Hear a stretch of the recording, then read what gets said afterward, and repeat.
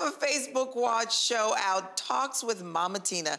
What's the best Mama Tina advice you could give us? Probably to really learn who you are. That's been just something that's coming to me so much because, you know, I deal with a lot of young people, and I'm just always surprised. I was talking to someone the other day, and they're 42 years old, and they said they just learned that they were morning people because they just been on a grind working. And I encourage everyone to sit down one day and just write down, what do you like? Wow. You know, what do you like? What makes you happy? What makes you sad? What causes you stress? And try to figure out really who you are very early on. Yeah. Because it'll make your life a lot easier. I didn't know who I was when I was younger. I was just so busy working and taking care of everybody. I didn't even really know what I liked. So that's really important. Yeah. That is incredible. And I feel like even as you go along in life, those things may change as well. Yeah. For sure. Definitely. Well, Miss Tina, we're going to get into one of your other shows. You have another show called Profile to the Black Man, and you describe it as a love letter to Black men, telling them we see them and that they deserve to exist in this world in their fullness. I loved hearing that. You actually serve as executive producer. What inspired you to do this show? Well, a young man, Trell Thomas, who is one of my mentees, I mentor him, we would have these long conversations, and he was very frustrated because he said, I'm trying to find content that's positive, because it was during the height of all of the killings. And I said, Trell, if you don't see it, create it. Create something to reinforce that Black men are not dangerous, that they are good fathers, you know? It's incredible because the myths are just, they create a lot of fear. Yeah.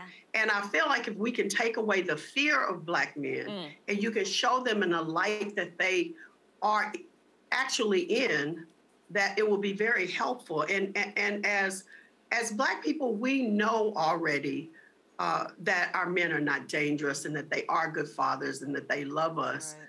But I think that sometimes it's important to show it to the world. Yes. So I'm hoping that this show will dispel a lot of those myths, and that, you know, there will be more understanding and compassion so that we don't invoke such fear with our men. This is so needed. Miss Tina, what kind of stereotypes have you seen and experienced, both personally and with Black men in your life? Oh my God. I mean, how many times have I been with my husband or my brothers, and we walk into an elevator and people grab their purse, or you pass by and they lock their doors. People lock their doors because they feel like, oh my God. And you know, I talked about Trell Thomas, who is about 5'6", 5'5" or 5'6". And even with him, he said that, you know, he's had experiences where people said, well, I was so fearful. Or, you know, if our men are in handcuffs, they're still, I was afraid. It's just, I mean, I've witnessed many. Yeah. Wow. Well, we have a clip. Let's take a look at Profile to the Black Man. I think about my wife and kids, Damon Wayans, who came up with this beautiful Black nuclear family, and at the center of it, a Black father who deeply loves his woman and deeply loves his kids.